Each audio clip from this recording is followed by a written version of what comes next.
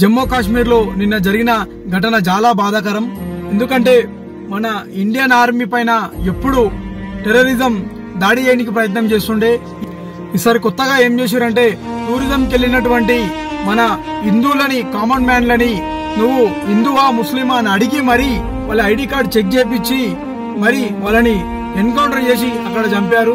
కొంతమంది ID card చూపించకపోతే నువ్వు హిందువా ముస్లిమా అని చెప్పి వాళ్ళు పాయింట్ ఇప్పి చెక్ చేసి కూడా వెపన్ తో కాల్చి చంపారు. చాలా బాధాకరం, చాలా బాధాకరం. ఈ టెర్రరిజాన్ని ఎంబడే అంతం చేయాలని చెప్పి కూడా నేను కోరుకుంటున్నాను నరేంద్ర మోడీ గారిని. ఎందుకంటే ఈ టెర్రరిజం ఎక్కడ కనిపించదు. ఈ టెర్రరిజం లేకుండా చేద్దాం.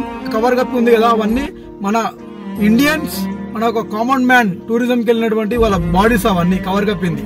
ఎంత బాధాకరం. అక్కడ చూడండి, ఆయన హస్బెండ్ చనిపోయిండు. ఆ హస్బెండ్ ని పక్కన పెట్టుకొని ఏం చేయాలో అర్థం కానటువంటి పరిస్థితి.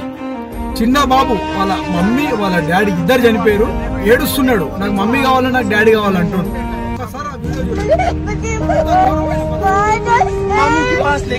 మన ఇండియన్ ఆర్మీకి నేను ఒకటే కోరుకుంటున్నాను, ఎవరిని వదిలిపెట్టకుండా టెర్రరిజం అనే వాట్ లేకుండా ప్రతి ఒక్కరిని కనిపించినట్టు ఎన్కౌంటర్ చేయమని చెప్పి కూడా గాయాలైనటువంటి ప్రతి ఒక్కరికి కూడా అతి తొందరగా కోరుకోవాలని నేను జనసేన పార్టీ తరఫున ఆ దేవుడిని కోరుకుంటున్నాను. జై హింద్.